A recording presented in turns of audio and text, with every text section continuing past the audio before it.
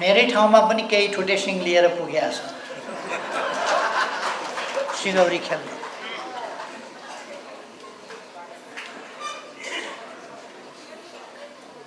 मैले धेरै केही भन्नु पर्दैन।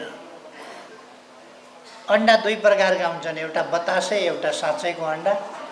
बतासे अन्डाबाट चल्ला निक्लिँदैन, ती बतासे अन्डाहरूबाट कुनै चल्ला निक्लिँदैन।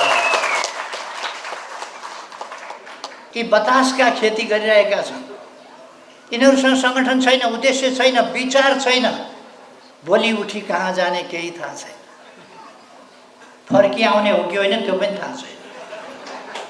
उल्टो झोस्न जाने छ, आगो बाल्न जाने छ, देश बिगार्न जाने छ, भड्काउन जाने छ, तोडफोड गर्न जाने छ, लुटपाट गर्न जानेको छ, आगजनी गर्न जाने छ। यस्ता कुराहरूलाई क्रान्ति भनेर महिमा मण्डन गरेको छ र अरूमाथि विभिन्न प्रकारका आरोपहरू लगाएको छ।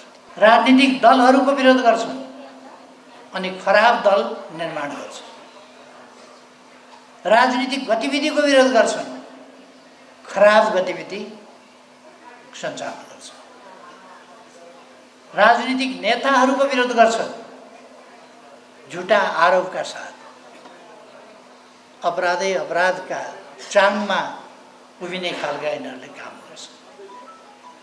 मैले धेरै भनिरहनु पर्दैन। अहिलेको सरकार फागुन 21 गते चुनाव गर्छु भन्दैछ। 21 गते चुनाव हुन्छ कि हुँदैन टुङ्गो छैन। हिमाली भेगमा मान्छे छैन। चुनावका लागि हिमाल चढ्न जस्तै अहिलेको समयमा कोही भोट खसाउन जानेवाला छैन। हिमाली भेग मान्छे नभएका ठाउँमा बाक्सा थापेर के हुन्छ? 4000 मान्छेले भोट हाल्नुपर्ने ठाउँमा 4 जनाले भोट हालेर बाक्सा पठाएर फिर्ता पठाएर के हुन्छ? चुनावको नाटक हुन्छ, चुनावमा भोट हाल्ने मान्छे छैन।